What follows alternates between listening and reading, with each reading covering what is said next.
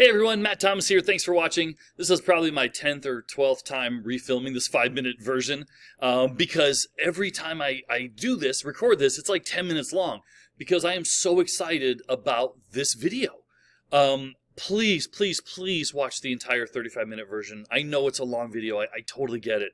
But the summary here that I'm going to give you, and I'll give you the summary, it'll be just the bullet point part. It's not going to tell the whole story. And I'll be honest, I after all this research, I stepped away not only like having a new appreciation for math that I didn't have before, right? And appreciation above and beyond that I didn't have before, but like I got excited about math, and I'm an English guy, and so I was like, wow, everyone needs to watch this video.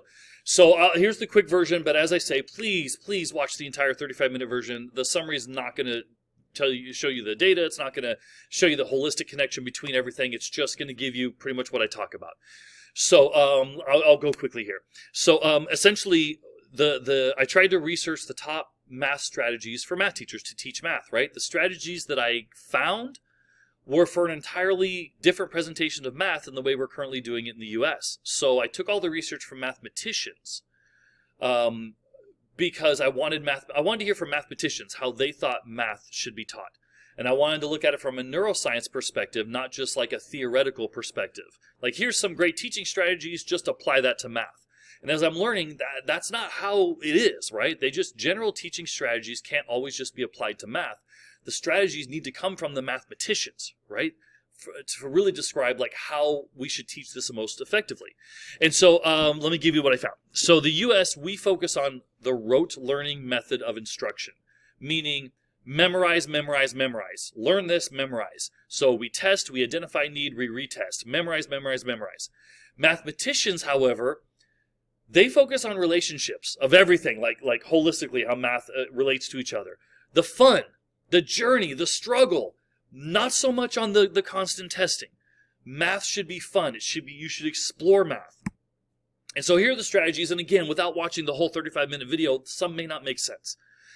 But this is all from mathematicians. Mathematicians believe that math is a language and it should be taught as a language. Math should focus on relationships and how they relate to each other, how math all relates to each other. Students should be allowed to find it their way, find the answers their way. Not, well, that's the old way of doing it, here's the new way. No, they should be allowed to explore, grapple with math problems. There's going to be a neuroscience connection with that.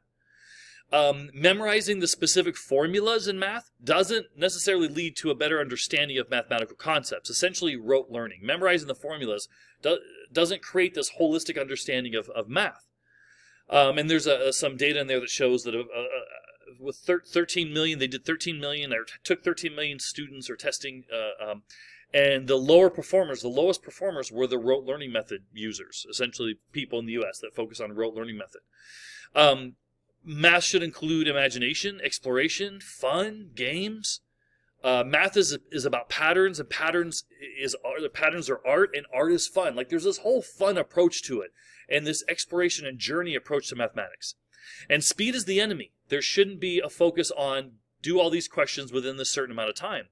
Because now, if it's like who's the first one to find the answer, if there's this race to it, most people aren't going to participate. They're like, I'm not going to get the answer, so I won't even try.